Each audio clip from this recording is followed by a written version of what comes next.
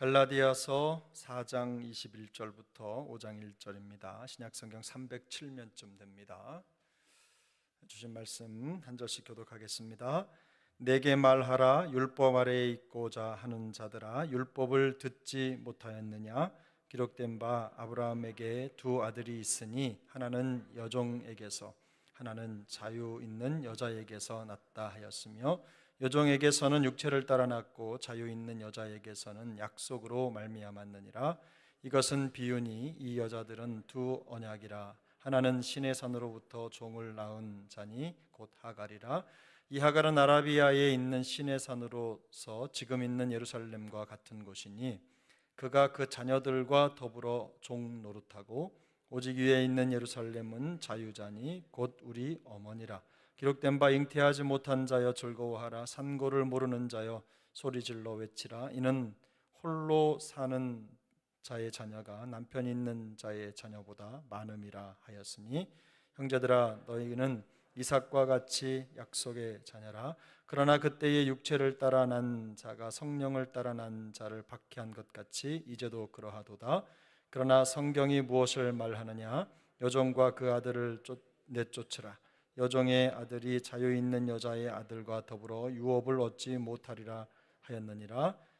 그런즉 형제들아, 우리는 여종의 자녀가 아니요 자유 있는 여자의 자녀니라. 그리스도께서 우리를 자유롭게 하려고 자유를 주셨으니 그러므로 굳건하게 서서 다시는 종의 멍에를 매지 말라. 아멘. 5장 1절에 나와 있는 종의 멍에를 매지 말라라고 하는 말씀은 사실 갈라디아서의 전체 주제라고 말할 수 있습니다. 바로 이 주제를 가지고, 이 핵심을 가지고 바울은 논쟁 아닌 논쟁을 펼치고 있는 거죠. 우리가 매주일 금요일마다 엔학골의 시간에 갈라디아서를 함께 보고 있는데요, 많은 학자들이 말할 때 이 갈라디아서를 논쟁의 서신이다라고 얘기를 합니다. 이 논쟁이라고 하는 말은 적대적인 사람들을 대하는 태도를 의미합니다. 그래서 적대적인 사람들을 매우 저돌적으로, 공격적으로 대한다는 뜻이죠. 바울에게 있어서 적어도 이 논쟁은 그런 의미가 담겨져 있습니다. 바울은 그야말로 성경의 진리를 무기로 삼아서 복음과 은혜에 대적하는 적대적인 세력에 대해서 전면전을 선포한 것이나 다름이 없습니다. 그들을 대해서 지금 진리로 진리하는 것들을 공격하고 모든 포화를 쏟아붓는 것입니다. 바울이 이 편지에서 교회 안에 잘못된 주장을 하고 있는 사람들, 또 성도들의 마음을 미혹해 하고 넘어지게 하는 현혹하는 사람들을 상대로 해서 바울은 과감하게 공격을 하고 있는 것이죠. 이 바울은 마치 노련한 변호사와 같습니다. 변호사는 법을 잘 알아야 되죠. 그 법을 잘 알아서 그것을 풀어내서 상대방이 하는 말의 허점을 찌르고, 그래서 변호하는 하나님의 백성들, 또 복음이 왜 옳은지 맞는지에 대해서 선명하게 얘기하는 것이죠. 그래서 바울은 성경을 해석해서 그 진리를 가지고 복음을 거부하는 사람들과 지금 논쟁을 하고 있습니다. 어떨 때는 날카로운 질문을 던지기도 하고, 또 어떨 때는 누구나 다 할 수 있는 일들을 비유로 들어서 설명을 하고 설득하기도 합니다. 오늘 본문이 바로 그런 내용인데요, 오늘 본문을 보면 바울은 질문을 던집니다. 그리고 성경 속에 있는 익숙한 예화를 사용해서 그 비유로 설명을 하죠. 바울이 전하고자 하는 내용의 핵심은 그렇습니다. 모든 그리스도인들은 약속의 자녀이지 자연 이치에 따라서 낳은 선조의 후손이 아니라는 겁니다. 이를 설명하기 위해서 아브라함의 두 아내를 예시로 드는데요, 아브라함은 하갈에게서 이스마엘을 낳았고 사라에게서 이삭을 낳았습니다. 하지만 이스라엘 백성들은 자신이 하갈이 낳은 이스마엘의 후손이라고 생각하지 않았습니다. 누구의 후손이라고 생각하죠? 네? 너무 쉬워서 그걸 왜 물어보십니까? 이런 표정들 짓고 계신데, 아브라함이 사라에게서 낳은 이삭의 후손이라고 생각을 하는 거죠. 철석같이 그렇게 믿었습니다. 그래서 그들은 아무런 일을 하지 않아도 그 아브라함의 후손이 되어서 아브라함의 기업을 이을 것이라고 생각을 했어요. 그런데 이 둘 사이에는 엄청난 대조가 있습니다. 이스마엘은 아브라함이 지극히 자연적인 방법으로 낳은 아들이죠. 그런데 이삭은 아브라함이 자기의 능력이 아니라 하나님이 주신 은혜로 낳은 자녀입니다. 단순히 이삭이 100세에 사라는 90세에 낳은 귀한 아들이다라는 정도가 아니라 사실은 이미 경수가 끊어져서 생산할 능력이 없는 사라에게서 하나님은 이삭이 태어나도록 하셨죠. 사람의 방법이 아니라 하나님의 은혜, 하나님의 방법이 아니면 안 되는 일을 하신 겁니다.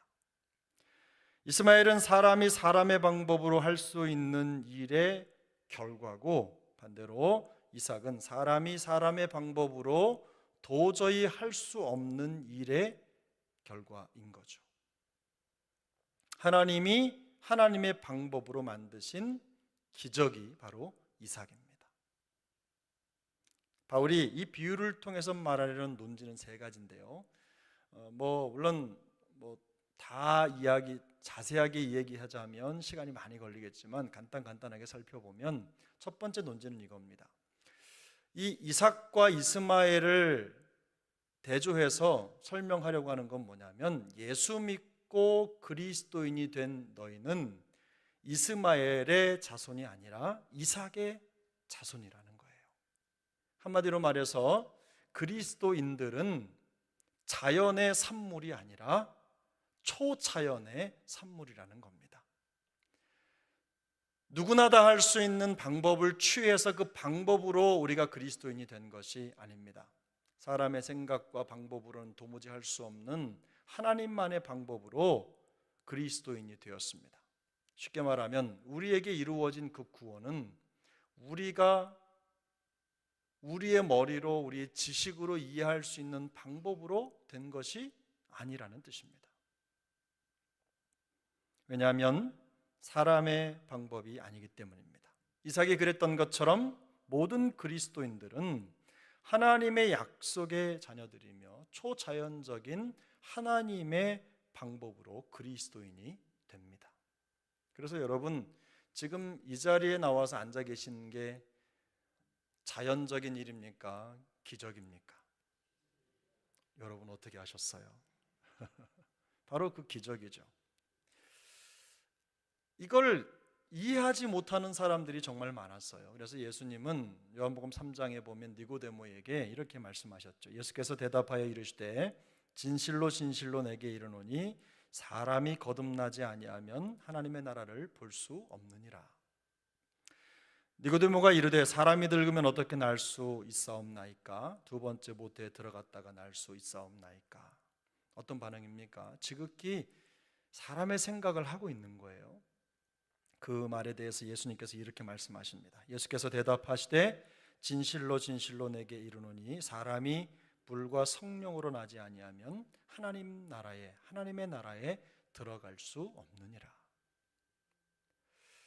우리가 어떤 선행을 취하든 어떤 행동을 취하든 이 세상에 우리가 할 수 있는 최선의 억만금을 들여서 하나님의 나라에 들어가는 것이 아닙니다. 우리는 하나님의 은혜로 하나님의 나라에 들어갑니다.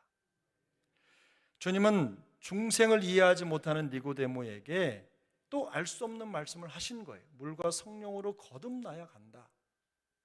근데 우리가 받고 있는 이 받은 구원, 이 그리스도인이 되었다는 것이 그렇게 귀하다는 걸 지금 바울이 강조하고 있는 거죠. 우리의 생각과 의식 밖에서 일어나는 일이기 때문에, 하나님의 초자연적인 역사를 통해 일어나는 일이기 때문에 우리가 이해하지 못하는 것이 당연하다는 거예요. 그동안 우리가 살아왔던 삶의 흔적과 경험으로 아무리 하나님의 구속의 은혜를 파헤치고 헤아리려고 해도 불가능하다는 겁니다. 그러므로 우리는 자연적인 태생의 과정을 거쳐서 태어난 이스마엘의 후손이 아니라, 자연의 산물이 아니라, 반복하지만 하나님의 기적을 통해 태어난 이삭과 연결된 언약의 후손이라는 걸 강조하고 있는 거죠. 여러분, 이거 믿으십니까? 우리가 신앙생활을 하는 데 있어서요, 그 어려움을 견디고 또 보다 나은 기쁨, 또 우리를 둘러싸고 있는 모든 일들을 능가하는, 넘어서는 신앙의 사람이 될 수 있는 비결이요, 바로 여기에 있어요. 사실 떡을 받아도 맛이 똑같은 떡이라는 걸 가정했을 때, 작은 떡을 받고 큰 떡을 받은 사람이 둘 중에 어느 거 포기할래? 그러면 뭘 내려놓아요? 그럼 물어볼 것도 없어요. 그죠? 누구나 다 가질 수 있는 걸 가지라고 주는 것보다, 내가 내 힘으로는 도저히 가질 수 없는 어떤 것을 내가 선물로 받았다면 우리는 그걸 지키고 누구나 언제나 받을 수 있는 그것은 내려놓을 겁니다. 그게 당연한 원리입니다. 하나님께서 우리에게 이루어 주신 그 구원의 역사는 우리가 그저 보편적으로 다 같이 모여서 언제나 그것이 항상 일어나는 일인 것처럼 그렇게 편안하게 얘기해서 그렇지, 우리에게 일어난 구원의 역사는요, 사람의 힘으로는 만들 수 없는 거예요. 하나님, 오직 하나님만이 그 아들 예수 그리스도를 통해서 이루셔야만 가능한 일인 겁니다. 그러니 이걸 깨달으면 우리의 신앙생활이 얼마나 촉촉하겠어요. 남이 갖지 못한 것을 가졌고, 남이 누리지 못하는 것을 가졌고, 세상의 모든 것을 갖지 못해도 하나님 앞에서 내가 얼마나 부유한 삶을 살아가고 있는지를 깨닫게 되는 것이죠. 그것이 믿음의 부유함입니다. 두 번째는요, 그리스도인은 이스마엘의 후손과 세상 사람들에게 핍박을 받을 수밖에 없다는 것을 얘기를 해요.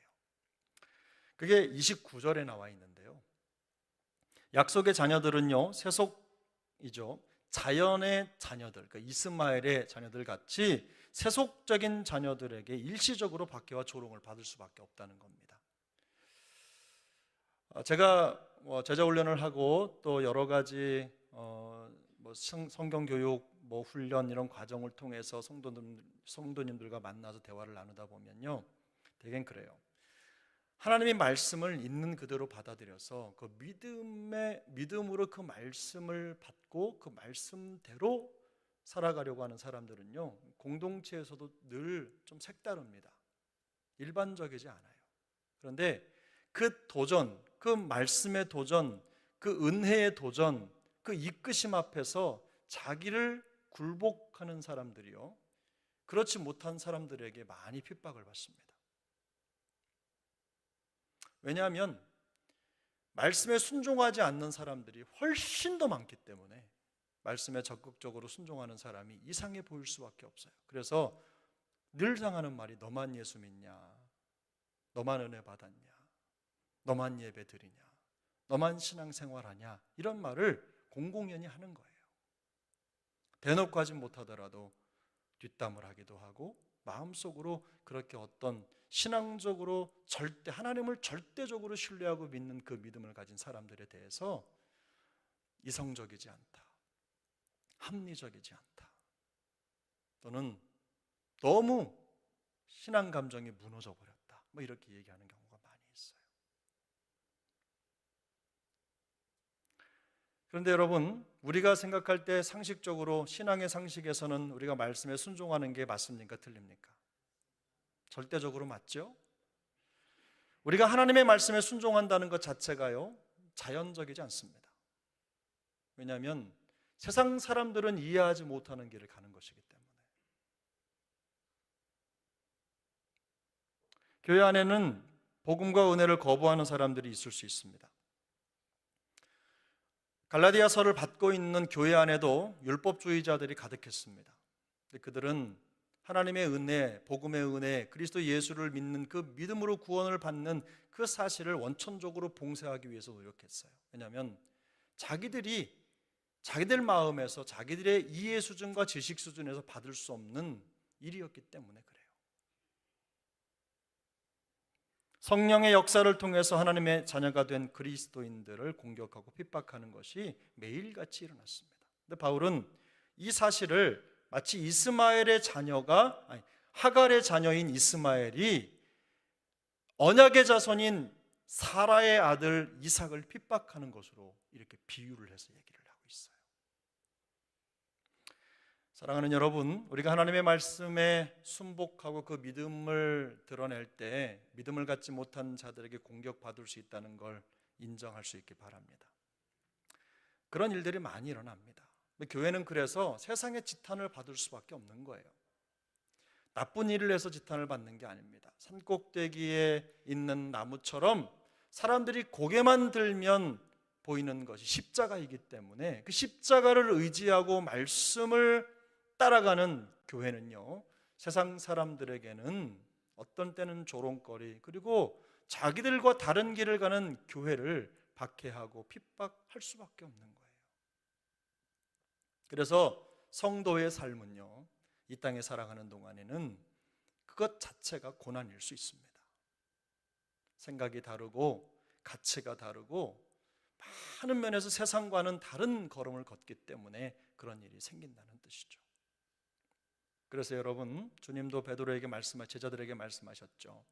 세상과 다른 길을 가고 우리가 핍박을 받거나 우리가 조롱을 받으면 바로 우리가 예수님께서 우리에게 허락하신 제자의 길을 잘 걷고 있구나, 이렇게 생각하시면 됩니다. 할렐루야. 나쁜 짓해서 욕먹으란 얘기가 절대로 아닙니다, 여러분. 하나님의 말씀에 순복하는 삶을 살면 편안할 것 같지만 성경은 그렇게 말씀하지 않아요. 우리가 말씀을 따라가고 복음을 전하고 복음에 붙들림 바 되면 세상 사람들은 우리를 여러 가지 방법으로 조롱하고 공격할 수 있다는 거예요. 그런데 그럼에도 불구하고 멈추지 않기를 축복합니다. 세 번째는요, 결국 복음을 거부한 자들은 쫓겨나게 될 것이고 이삭에게서 난 약속의 자녀들은 영원한 상속자가 될 것이다 라는 것을 강조합니다. 오늘 본문의 이 30절 내용인데요, 그러나 성경이 무엇을 말하느냐, 여종과 그 아들을 내쫓으라. 여종의 아들이 자유 있는 여자의 아들과 더불어 유업을 얻지 못하리라 하였느니라. 무슨 말입니까? 예수님을 믿고 영원한 기업을 얻게 될 그리스도인들이 누리게 될 미래의 모습을 역으로 설명을 하고 있는 거예요. 그래서 바울이 전하려고 하는 메시지는요, 그리스도인들은 이 세상 바깥 어두운 곳으로 쫓겨나서 유업의 분깃을 받지 못하는 그런 종의 자녀, 멸망의 자녀가 아니라는 겁니다. 자유하는 여인의 후손으로서 하나님의 후사요 그리스도와 함께한 후사라는 점을 강조하고 있는 거예요. 여러분, 이걸 깨달으면요, 배고파도 배부르고, 사실 배고프면 사실 배고픈 게 맞는데 영적으로 생각해 보면 먹지 못하고 조금 뒤처진 것 같아도 마음속에 여러분 세상 말로 쫄지 않습니다. 제가 보니까 사역의 원리는 그거더라고요. 제가 뭐 얼마나 가졌겠어요. 가진 게 아무것도 없는데 하나님이 그 사역을 맡겨주셨어요. 대보면 어쩌면 정말로 평범한 사람보다도 더 못한 심성을 가지고 있을 수도 있는데, 그런데 하나님이 나를 부르셨고 구원해 주셨고 사명을 맡기셔서 그 사명의 길을 가게 하셨다. 이게 보통 일이 아니라 나에게 엄청난 기적의 역사가 일어났고 하나님이 나를 그렇게 중요하게 여겨주신다는 그 사실 하나만으로도 여러분 내 마음속에 자존감이 팍팍 일어나는 것입니다. 그래서 예수 믿는 사람들은요, 말씀드렸죠, 과거를 기점으로 살아가는 게 아니에요. 오늘을 기점으로 은혜를 깨달은 그 시점부터, 내가 복음의 자녀라는 걸 알게 된 그 순간부터 그 과거보다는 앞으로 이어질 놀라운 복음의 역사에 더 시선을 두고 살아가는 겁니다. 그래서 우리는 소망이 있습니다. 오늘보다 내일이 더 기대가 됩니다. 하나님께서 이루실 일들에 대한 기대로 가득하기 때문입니다. 여러분, 우리 사랑하는 자녀들을 위해서 기도하라는 이유가 거기에 있어요. 유명하고 능력 있는 목사님들이나 여러분 사회에서 간증하는 분들은요, 과거에 그야말로 뭐라고 해야 됩니까? 날개단 친구들이었죠. 날개단 친구들. 제가 언젠가도 말씀드렸어요. 제가 우리 임직자들에게는 나눴었는데, 제가 어느 날 저희 고향에 갔습니다. 기차를 타고 고향에 갔는데 친구를 만났어요. 친구를 만나서 전 반가워서, 중학교 때 친구였는데 중학교 고등학교를 같이 다녔으니까 참 가까운 친구 아니에요? 근데 친구를 만나가지고 제가 반갑다고 악수를 하려고 손을 건넸는데 그 친구가 이렇게 저를 피하더라고요. 제가 때리는 줄 알았나 봐요. 순간 그 친구도 놀라고 저도 놀라고. 제가 그랬는데 하나님의 은혜 주시니까 이렇게 착한 척하고 살고 있잖아요. 그 친구가 이름이 전문배란 친구입니다. 이름도 안 잊어버리죠. 어릴 때 친구인데 어떻게 잃어버리겠어요. 근데 그런 아픈 과거가 저에게도 있어요. 그래서 그 뒤로는요, 제가 웬만하면 고향 안 갑니다. 명절 때나 이런 때도요, 조용히 갔다 조용히 오고, 물론 사역하면서 그날을 지키는 게 굉장히 어려웠습니다. 그런데 기회가 되더라도 가면 친구들 찾아가고, 제가 중학교 3학년 때 반장이었는데 반창회 한다고 모이라고 해가지고 하는데 반장도 안 빼놓고 지들끼리 반창회를 한다고 하면서 오라고 그러는 거예요. 그런데요, 제가 못 가겠더라고요. 그 친구 또 이럴까 봐. 친구들이요, 이슈예요. 정민이가 목사가 됐다고? 이게 아주 그냥 얘기거리 되고. 그러니까 더 만나고 싶대요. 어떻게 바뀌었나 한번 보고 싶다는 거예요. 제가 안 보여주죠. 보고 싶으면 여수로 오라고. 과거의 어두운 흑역사를 가지고 있는 인생이 과거에만 매달려 있으면 어떻게 살겠습니까? 어릴 때는요, 이런저런 역사들이 있어요. 이런저런 역사. 그런데요, 예수님을 인격적으로 만나는 순간 인생이 180도 바뀌는 겁니다. 그리고 그 시점부터 이전에 없던 역사가 펼쳐지는 겁니다. 그래서 우리 사랑하는 자녀들을 위해서 기도해야 될 이유가 여기에 있어요. 지금은 연약하고, 지금은 어떻게 빛이 없는 것 같은 삶을 살아가고, 자꾸만 날아가려고 하고, 자꾸만 내가 생각한 대로 착하지 않은 삶을 살아가는 것 같은 자녀들일지라도 여러분, 포기하지 마십시오. 제가 말씀드렸죠? 포기는 배추를 세는 단위일 뿐이지 우리 인간들에게는 적합하지 않은 말이에요. 그래서 여러분, 하나님 앞에서 주님이 포기하지 않으신다면 우리는 포기할 자격이 없습니다. 주님께 맡겨드리고 하나님이 역사하시도록 하나님께 기회를 드리는 그런 믿음의 사람들이 되시기를 축복합니다. 그래서 예수 믿고 영원한 기업을 얻게 될 그리스도인들이 누리게 될 미래의 모습의 밑그림을 이삭이라고 하는 한 사람을 통해서 보여주는 겁니다. 여러분 기억하십시오. 우리는 저 바깥 어두운 곳에 버려질 그런 멸망할 자녀들이 아닙니다. 자유의 여인, 하나님의 약속의 자녀, 영원한 하나님의 나라의 후사인 줄로 믿습니다. 그것이 우리의 자존감이 될 수 있길 바라요. 그러므로 지금 우리가 누리는 구원받은 성도의 삶은요, 하나님께서 초자연적인 역사를 통해 이루신 기적의 결과입니다. 사람이 만든 게 아니에요. 우리가 그리스도인이 되었다는 것은 바로 그것이 기적이라는 뜻입니다. 옆에 있는 앉은 분이 그저 대단해 보이지 않는 것 같아도 하나님의 기적의 산물이라는 거예요. 한번 만져보세요. 기적이 어떻게 생겼는지. 바울은 이 점을 이해시키려고 같은 말을 여러 번 반복해서 얘기합니다. 이 갈라디아서나 히브리서나 이런 책들을 읽어보면요, 말이 또 되고 같은 말을 계속 얘기하잖아요. 그만큼 사람들이 귀를 닫고 있는 거예요. 못 알아들어요. 복음을 들으려고 하지 않습니다.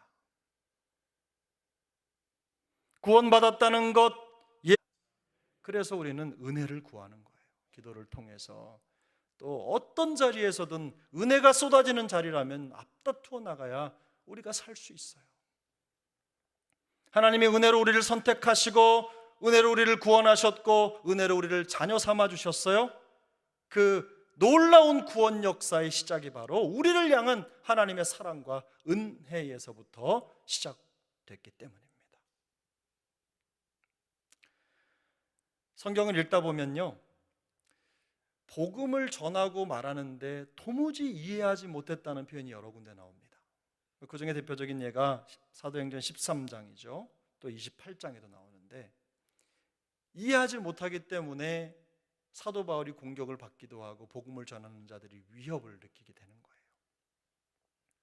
그래서 여러분, 우리가 좀 정리하면 우리 그리스도인들이 하나님의 나라의 거룩한 영광을 누리며 살면서 이 복음을 전하는 일에 부름을 받았는데, 여러분 오늘 본문을 통해서 제가 두 가지만 여러분들에게 당부드리고 싶어요. 하나는 뭐냐면 그리스도인으로서 우리의 정체성을 분명하게 깨달아야 된다.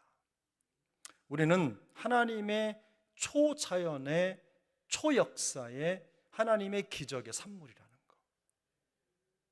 우리 자녀가 아무리 미워도 하나님의 기적의 산물이라는 거, 그걸 잊지 마시라는 거예요. 우리가 예수 믿는 그리스도인이 되었다는 사실은요, 결코 세상의 방법으로 된 것이 아닙니다. 사람의 수준에서 만들어낼 수 없는 일이 하나님의 손에 의해서 만들어진 것이라는 사실을 기억하시기를 바랍니다. 하나님께서 우리를 선택하셨고 구원해 주셨고 그 놀라운 역사를 이루어 주셨어요. 그래서 그것 자체를 받아들이는 것, 그것이 매우 중요합니다. 그래서 바울은요, 오늘 5장 1절에 보면 이런 구원을 받은 너희가 자꾸만 뒤로 돌아가려고 하지 말고 다시는 종의 멍에를 매지 말라고 단언적으로 얘기를 하죠. 사랑과 은혜를 깨달으라고 말하는 겁니다. 다시는 자연인의 삶으로 돌아가지 말라는 뜻입니다. 예수 믿고 자꾸만 말씀과 세상을 버타여 비교하면서 내 마음의 합리적인 것, 내 마음에 이해되는 것을 따라가지 말라는 뜻입니다. 하나님의 말씀 이해되지 않아도, 냉큼 받아들여지지 않아도 하나님의 말씀에 목숨 걸고 그 길을 따라가라는 뜻이에요. 그게 영원한 기업을 받을 하나님의 후사로서의 길이라는 얘기입니다. 바울이 이토록 치열하게 논쟁을 하는 이유가 어디에 있습니까? 바로 구원받은 그리스도인들이 이 구원의 가치를 깨닫도록 하기 위해서였어요. 여기 두 번째 논리가 있는데요, 우리가 이런 기쁨과 자유와 은혜 속에 살아갈 뿐만 아니라 오늘 바울의 열심을 통해 배워야 돼요. 여러분, 복음은 하나님께서 우리에게 주신 은혜이기도 하지만 또한 우리가 다른 사람에게 전해야 될 가장 중요한 삶의 핵심이기도 합니다. 그래서 바울의 열심과 노력을 본받아야 돼요. 자신이 누리고 있는 복음의 기쁨과 감격을 전하기 위해서 바울이 사용했던 대로 바울은요, 복음을 전하기 위해선 무엇이든지 사용을 했어요. 무엇이든지. 제가 항상 말씀드리죠, 교회가요, 우리끼리 좋으면요 성장하지 않아요. 교회는 누가 들어와도 마음속에 기쁨을 회복하고 평온함을 느끼고 하나님의 그 품 같은, 여러분 우리 교회를 한번 이렇게 보세요. 예수님이 이렇게 손을 펼치시면 예수님의 품 같지 않아요? 저만 그렇게 생각하나 보죠. 여러분, 예수님이 우리를 안아주시는 것 같지 않아요? 그런 느낌이 들어야 돼요. 시리에 빠진 한 영혼이 저 문을 열고 들어오기만 하면 이곳에서 하나님의 임재의 역사, 성령의 만지심을 경험할 수 있는 공간이 되어야 돼요. 단순히 건물만 지어서 되는 게 아니라 여기에서 앞서 기도하는 우리가 하나님 앞에 간절하게 그 기도의 능력을 이 예배당에 쌓아놓으면 하나님이 그 영혼들을 우리의 기도를 통해 만지시는 거예요. 바로 여러분이 그 주인공이에요. 그리고 우리가요, 그들처럼 생각하고 그들처럼 되는 게 매우 중요해요. 여러분, 그래서 교회에 익숙한 분들은요, 새 가족의 마음을 잃어버려요. 그래서 교회에 익숙하게 되는 게 그저 좋은 것만은 아닙니다. 교회에 처음 오는 분들, 이런 분들의 마음을 이해할 수 있어야 되거든요. 오면 뭐가 불편하더라, 뭐가 있어야 되겠더라, 내가 어딘가 처음 갔는데 누군가 활짝 웃고 나를 맞아주면 그렇게 좋았더라. 자기는 그걸 원하면서 자기는 그 처음 오는 사람 보면 옆으로 자꾸 봐. 옆으로. 그 쌩쌩 지나다니고, 처음 오는 사람이 있으면 눈이라도 한번 마주치고 목리라도 하고 그러면 너무 좋을 텐데 그 영혼을 대할 준비가 안 돼 있는 거예요. 바울은 그래서 이방인들에게는 이방인 같은 모습으로, 유대인에게는 유대인 같은 문화를 가지고 그들을 대했어요. 그렇게 한 이유는 딱 한 가지예요. 그 영혼을 얻기 위해서. 그리고 아무리 그들이 적대적이고 복음을 멀리한다고 하더라도요, 바울은 포기하지 않았어요. 복음을 설명합니다. 오늘 본문처럼 그들이 가지고 있는 문화를 연구하고 또 사용해서 예로 제시하기도 하고 비유로 말하기도 하고 어떻게든 그들이 복음을 깨달을 수 있는 길을 찾는 거예요. 여러분, 이게 교회의 사명 아닙니까? 그저 나만 먹고 좋은 게 아니라 누구에게, 처음 오는 사람들에게, 만난 그들에게 복음을 잘 조리해서 주고 먹게 하는 거. 그저 나랑 다르면 여기 오면 안 되는데 라고 생각하는 게 아니라 어떻게 해서든지 우리 안에 계신 살아계신 하나님의 그 말씀, 그 복음의 능력, 기쁨과 감사를 그들에게 전하고 보여주는 것. 우리 교회가 그렇게 될 수 있길 바랍니다. 그래서 여러분, 바울이 이렇게 얘기했죠. 내가 모든 사람에게 자유로우나 스스로 모든 사람에게 종이 된 것은 더 많은 사람을 얻고자 함이라. 그리고 바울은 그 사명을 한 번도 잊은 적이 없습니다. 내가 달려갈 길과 주 예수께 받은 사명, 곧 하나님의 은혜의 복음을 증언하는 일을 마치려 하면은 나의 생명조차 귀한 것으로 여기지 아니하노라. 이게 교회의 사명이라는 뜻입니다. 이것이 교회가 본받아야 될 모습이죠. 내가 누리고 있는 구원이 얼마나 귀한 것인지 알면 전하지 않을 수가 없는 겁니다. 이 일이 아무런 값도 지불하지 않고 내 노력이 아니라 나는 그저 넋놓고 있었는데 하나님이 나를 콕 집어 구원해 주시고 나를 자녀 삼아 주셨다 라는 이 사실을 깨닫고, 그게 좋으면요, 우리 가족에게, 가까운 사람에게, 지인에게 여러분 얼마나 말하고 싶겠어요. 알려주고 싶겠어요.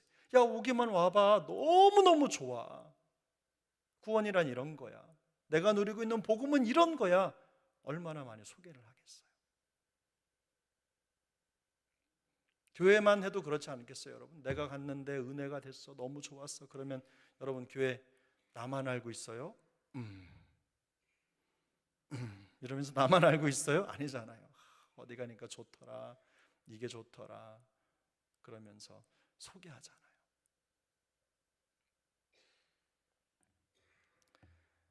우리 교회가 이 복음의 은혜를 더 깊이 깨닫게 되기를 바랍니다. 그리고 더 많은 사람들에게 이 깨달은 은혜를 알려주고 전하는 일을 포기하지 않는 그런 복음의 진원지가 될 수 있기를 축복합니다. 그래야 삽니다. 여러분, 우리 교회가 이 복음의 능력으로 충만히 채워질 뿐만 아니라 정말로 많은 영혼들에게 그리스도 예수의 사랑과 그 복음의 능력을 나누어주는 하나님의 거룩한 손이 될 수 있기를 예수님의 이름으로 축복합니다.